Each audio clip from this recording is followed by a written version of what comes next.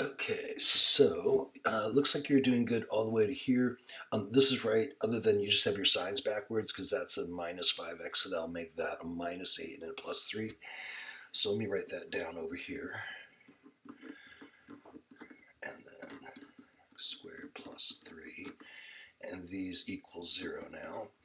So if I go to solve this for me, I get imaginary numbers, so that's not going to give me anything.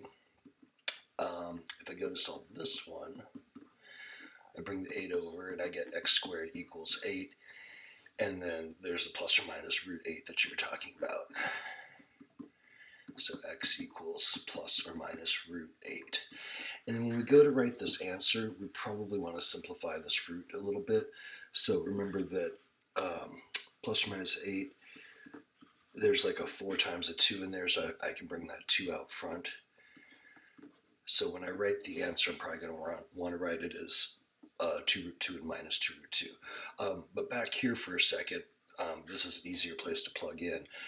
So the same as we saw in 11.1 when you solve a system of equations and you get the first answer, so we have our x's right here, I can then back solve for the second half of the answer, the y value. So I'm going to come back to this easier equation because I like to do it the easiest way I can, because math is hard enough. And we'll put our root 8 in there, so then I would have y equals square root of 8, so just back solving here. Squared minus 3, and that's why I was saying you don't want to really plug that in because it just will be confusing, and it's much easier with the root 8. And that gets us 8 minus 3, or y equals 5. And then you can see if I did the same thing with the negative, square of a negative is still going to make that positive 8, so whether it's positive or negative, it's going to come out to square 5.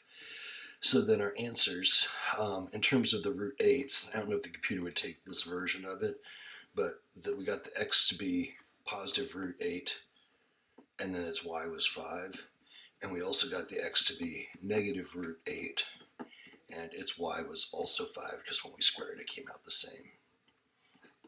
And then in a little bit more proper form, and this is just so you can kind of see how these numbers related, simplifying that root 8 a little bit, here's the little bit better form of the answer. Same thing as I have above, just with the root 8 simplified. That would be a 2 and a 5. So that would be how to finish that one out.